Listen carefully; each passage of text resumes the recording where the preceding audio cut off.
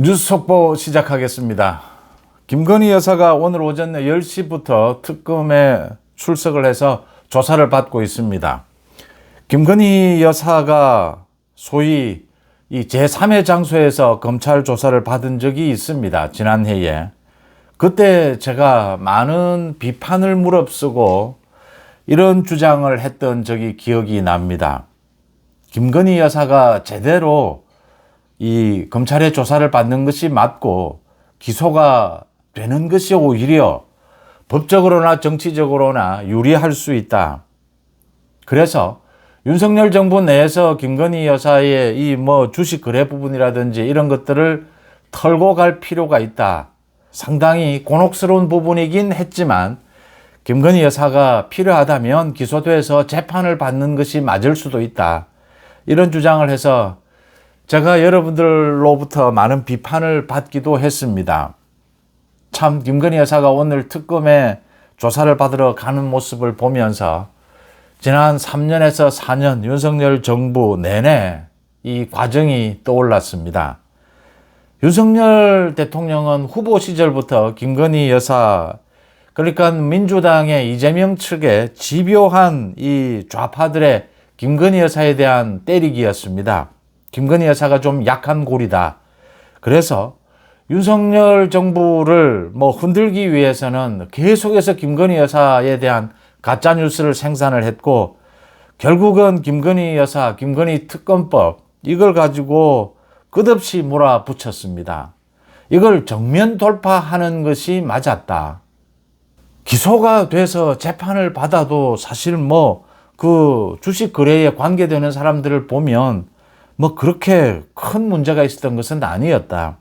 그런데 이 문제가 계속 눈덩이처럼 커졌고, 결국 지난해를 돌아다 보면 총선에서부터 이 한동훈과의 갈등, 또 그 뒤에 김건희 특검법 계엄이 선포가 되는 이 과정에서 가장 윤석열 대통령을 짓눌렀던 것이 김건희였습니다. 김건희 문제였습니다. 왜 이걸 적극적으로 정면 돌파하지 못했느냐? 김건희 여사에 대한 정면 돌파가 있었다면 이 계엄으로 가는, 정말 이 계엄이 민주당의 국정 난동 때문에 윤 대통령이 어쩔 수 없이 코너에 몰려서 선포를 한 것이라 하더라도 계엄이, 제가 거듭 말씀을 드리지만 법적으로 정치적으로 계엄은 좋은 선택이 아니었습니다. 또 앞으로도 제가 김건희 여사 문제를 이야기하는 이유와 이 계엄 이야기를 다시 꺼내는 이유는, 앞으로도 이 계엄이 하느님의 계시고 계엄이 잘된 것이고 당연한 것이고 나라를 살리는 것이다라고 하면 정치적인 미래 비전이 나오지를 않습니다. 계속 공격을 받고 위축됩니다. 김건희 여사 문제도 마찬가지였습니다. 이 부분을 먼저 말씀을 드리고요. 이 이춘석 게이트입니다. 그러니까 이재명도 급히 나서서 이춘석에 대해서 강도 높게 수사하라. 정청래가 이춘석에 대해서는 탈당도 허용할 수 없다. 제명하겠다. 전부 쇼입니다. 탈당시킨 겁니다. 그리고 이제 그거로도 모자란다. 제명. 나중에 복당할 때 거의 똑같습니다. 당무위원회에서 이제 복당 허가를 하느냐, 최고위에서 하느냐, 그런 차이일 뿐입니다. 이재명도 쇼하고 있는 겁니다. 꼬리 자르기입니다. 이춘석이 이렇게 권력형 이 내부자 거래입니다. 주식 거래입니다. 이 정보를 과연 이춘석만 알았겠느냐? 정청래는 알은 것이냐? 이재명은 정말 모르는 것이었느냐라는 부분입니다. 이건 특검으로 권력형 비리로 수사하지 않으면 드러나지 않습니다. 국회의원 전수조사, 국정기획위원회 전부 전수조사해야 하고, 국정기획위원회 이제 문 닫아야 합니다. 그건 뭐하러 만든 겁니까? 좌파 이권 카르텔을 만들어내기 위한 사전 공작일 뿐입니다. 여기에 대해서 국민의힘 지금 당권 후보들이 어떤 입장이냐? 오늘 가장 앞장선 것이 주진우였습니다. 역시 주진우가 잘 싸웁니다.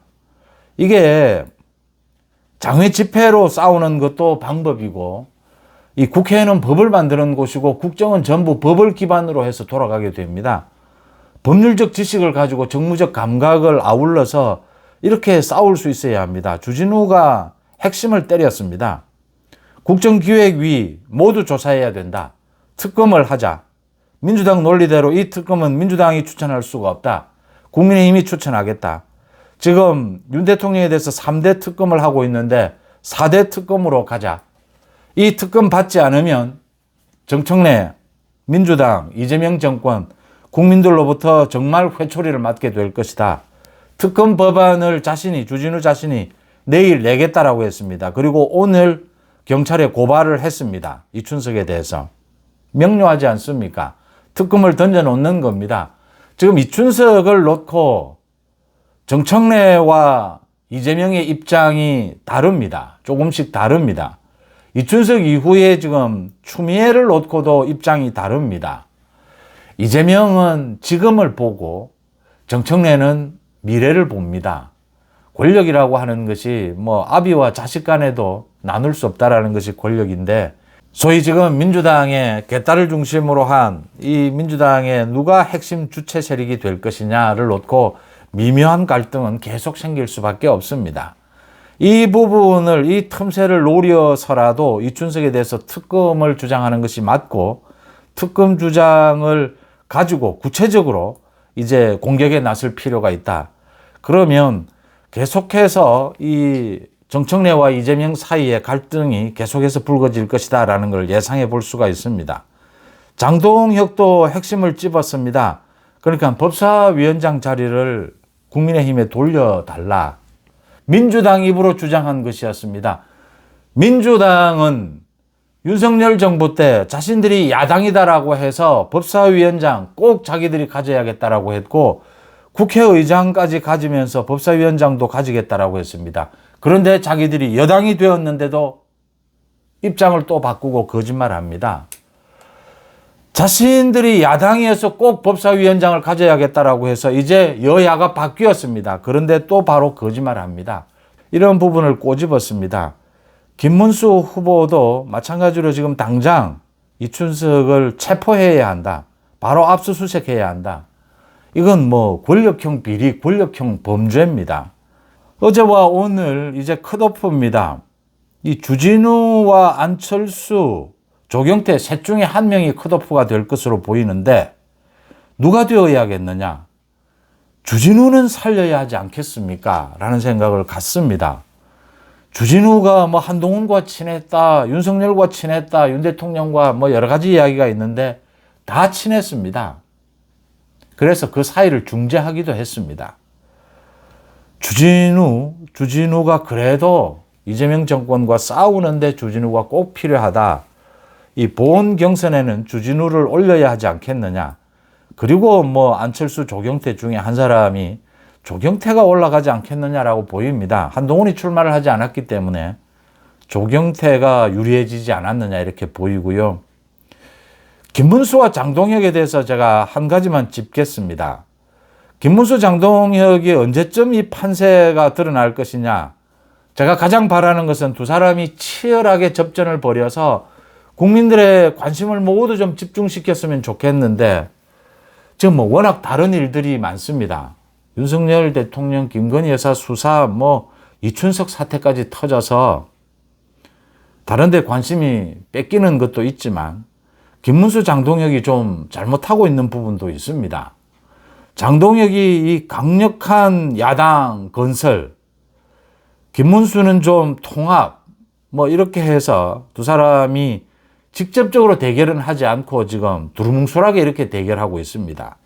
통합과 쇄신을 놓고 좀 두 사람이 직접적으로 제대로 붙어야 합니다. 그래야 관심이 쏠립니다. 이게 물론 이번 10일입니다. 오는 10일 이제 8일은 대구에서 이제 연설회가 있고 10일은 첫 토론회가 있습니다. TV. 첫 토론회가 지나고 나면 좀 뚜렷해지지 않겠느냐라고 보입니다. 어쨌든 두 사람이 격돌을 해야 한다. 생산적 격돌을 해야 한다. 그래서 1차에서 과반 득표가 나오든지 아니면 이제 결선 투표로 가게 되는데, 이 부분입니다. 예를 들어서 개헌 부분은 지금 계엄을 잘 됐다라고 해서는 앞으로 정치적 미래가 나오지 않습니다. 국민의힘의 당원들이 80만 명입니다. 국민의힘 지지층 많은 국민들이 지금 오늘 뭐 여론조사를 보니까 50% 가까이가 이 중도다라고 하는데 진보, 보수 뭐 이렇게 27%씩 나뉘고 나머지 47%가 중도다 이러는데 중도가 이렇게까지 늘어나 있습니다. 모두 지금 국민의힘을 지켜보는 것입니다. 계엄이 잘 됐다, 뭐 무슨 하느님이 내린 계시다라고 해서 지금 저도 그렇게 주장을 하고 싶습니다. 근데 그렇게 할 수 없는 이유는 제가 송원재TV 시청자분들에게 그렇게 많이 두드려 맞으면서도 이 계엄은 부적절하다, 이걸 안고 갈 수가 없다. 안고 가자라고 하면 제가 말을 바꿔야 하는 겁니다. 합리적인 설명 못하고 말을 바꾸는 겁니다. 뭐 어물어물 이렇게 바뀌는, 자, 송원재TV 제가 댓글을 보자면 제가 주장하지 않는 걸 다른 데서 들으신 것을 저한테 묻는 것도 많이 있습니다. 이 중요한 건 제가 제 입장을 언제나 밝힙니다. 그런데 참 제가 솔직히 가짜뉴스다라고 말씀을 드리고 싶은 걸 묻는 경우도 많습니다. 지금 진영을 가리지 않고 가짜뉴스가 너무 많습니다. 또 말을 아무런 논리적인 근거 없이 자기 입장을 막 바꿉니다. 그럴 수는 없지 않습니까? 지금 계엄을 가지고 앞으로 정치 경랑을 헤쳐나갈 수 없습니다. 이재명과 싸울 수 없습니다. 정청래와 싸울 수 없습니다. 빨리 입장들을 정리하고 장동혁도 입장이, 리더십이 폭이 넓어져야 합니다. 장동혁이 제대로 메시지 능력이 있고 이 이재명 정권과 맞서 싸울 강성의 자세가 있다는 건 알겠습니다. 리더십이 포용적이 되어야 합니다. 김문수는 오히려 거꾸로입니다. 너무 왔다 갔다 합니다. 전환길 뭐 출연을 한다 안 한다, 이게 지금 전략상으로 제가 읽히는 부분은 있습니다. 이게 결선투표로 갔을 경우에 저 지금 주진우, 안철수, 조경태로 모여있는 저 지지층도 흡수를 해야 되는 것, 이런 것들을 생각하는 것은 나쁘지 않습니다. 뭐 이기는 정치를 하겠다라는 건 나쁘지 않습니다. 그런데 이렇게 오락가락하면 이게 강력하다 또는 정말 뭐 포용력 있는 리더십이다, 어느 쪽도 안 되는 상황이 되는 겁니다. 전환길 유튜브가 뭐라고, 전환길 유튜브에 뭐 출연을 하면 하는 것이고 안 하면 안 하는 것이죠. 단 전환길이 계엄을 찬성한다, 그 부분은 찬성할 수 없다, 동의할 수 없다, 선을 그으면 되는 일입니다. 김문수, 장동혁 모두 마찬가지입니다. 좀 제대로 붙어야 합니다. 그런다고 해서 무슨 내부 총질하라는 게 아니고 정말 국민의힘의 통합, 쇄신, 비전을 놓고 두 사람이 정말 뭐 리더십이 누가 나으냐, 당원들이 평가해서 두 사람 중에 한 사람을 선택해야 하지 않겠습니까? 장동혁이 나은 건지 김문수가 나은 건지 토론회를 계기로 해서 물론 판가름이 나게 될 겁니다. 그런데 그 전부터 좀 제대로 싸워야 이 좀 국민들의 관심을 끌 수가 있다. 국민들의 관심을 끌어야지 지금 상황에서 뭐 우리끼리 여기서 싸워서 그게 무슨 지금 도움이 되겠습니까? 그런 부분을 짚어두고요. 문재인이 그러니까 뭐 오는 15일 그 이재명의 국민 임명식인가 뭔가 뭐 이걸 여는데 그 초청장을 들고 우상호가, 정무수석인 우상호가 오늘 양산을 찾았는데 문재인이 사면 복권, 조국의 사면 복권을 요구를 했다. 이거 지금 짜고 치는 고스톱입니다. 문재인이 뭐라고 했던 우상호가 공개하지 않으면 공개되지 않는 거죠. 이제 조국 사면을 할 생각으로 지금 이 공개를 한 겁니다. 바람을 잡는 겁니다. 내일 정청래가 또 이 양산을 찾는다라고 하는데 정청래도 이런 것을 가지고 또 분위기를 잡을 겁니다.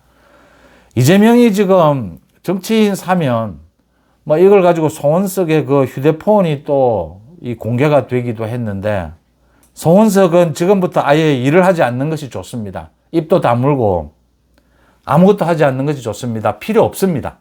지금은 선거 관리하고 그리고 당대표 뽑으면 끝이 납니다. 참 송원석을 보고 있자면 한숨이 나옵니다. 이거 지금 짜고 치는 고스톱입니다. 그러니까 이화영과 조국, 이화영에 대해서는 이재명 쪽이 정리를 했다라는 이야기가 나오는데, 그러니까 이화영은 설득을 한 겁니다. 이화영은 지금 대북 송금도 있고 이화영 자기가 뇌물을 받은 부분이 있습니다. 정치자금법 위반. 이걸 가지고 니를 지금 사면하기는 너무 속 보이니까 넌 좀 참아라. 이화영을 따둑거렸을 겁니다. 이화영은 지금 뭐 이 이재명과 대북송금 이 공범 부분은 아예 이거 뭐 검찰에 기소를 취소하겠다 이런 식으로 접근하고 있기 때문에 이화영을 그렇게 설득하고 난 다음에 이제 조국은 사면 복권을 하자. 그래서 문재인이 이렇게 바람을 잡는 거고 우상호가 이걸 공개를 한 겁니다. 조국이 민주당 내에서도 조국이 내년 지방선거 때 조국이 방해가 될 것이다. 그래서 조국을 반대하는 쪽도 있고 조국을 놓고 민주당도 쪼개져 있습니다. 그런데 이재명으로서는 뭐 조국을 지금 사실은 사면 복권하는 것이 내키지는 않더라도 이재명 입장과 이게 지금 이제 민주당 입장이 다른 것이죠. 이재명은 가급적이면 대통령으로서 자기 지지율을 유지해 가기 위해서는 통합, 두루뭉술한 이런 통합 쪽에 무게를 싣는 겁니다. 사실은 지금 자기 역량의 절반도 지나지 않은 이 조국을 사면 복권해 주겠다라고 지금 이렇게 분위기를 흘리고 있는 것입니다. 조국은 파렴치범입니다. 이런 조국을 법무부 장관으로 밀어붙였던 문재인도 파렴치범입니다. 이재명이 이런 태도를 가지고 자기 지지율을 유지하겠다라는 부분이 앞으로 민주당 측과도 많은 갈등을 빚을 수밖에 없습니다. 이 대목에서 국민의힘이 좀 생각할 것이 있습니다. 이 조국 결국 지금 아니면 연말이라도 사면 복권됩니다. 이게 이재명의 계산에 이런 부분이 있습니다. 이 조국을 부산시장에 내년 지방선거에 출마를 시키고 이 경남도지사에 김경수를 출마를 시킨다. 저 김경수 사면 복권은 윤석열 대통령이 한 겁니다. 조국과 김경수가 부산 경남에서 출마를 했을 경우에 지금 부산 경남에 가장 공을 들이고 있습니다. 이재명이. 해수부 이전이죠. 해수부 이전을 놓고도 지금 국민의힘은 쪼개져 있습니다. 이 뭐 당권 후보들도 쪼개져 있습니다. 장동혁 입장에서는 뭐 해수부 이전을 찬성할 수가 없고 또 뭐 부산 쪽에서는 찬성을 하고 이런 상황이 되어 있습니다. 이거 일전에 제가 이 부분을 좀 정리해야 된다. 이재명의 이 꼼수에 말려든다. 이 부분입니다. 부산 경남이 위험합니다. PK가 위험합니다. PK에 지금 국민의힘과 민주당의 지지율 차이가 20%포인트입니다. 우리 헌정사에 현대사에 이런 경우는 없었습니다.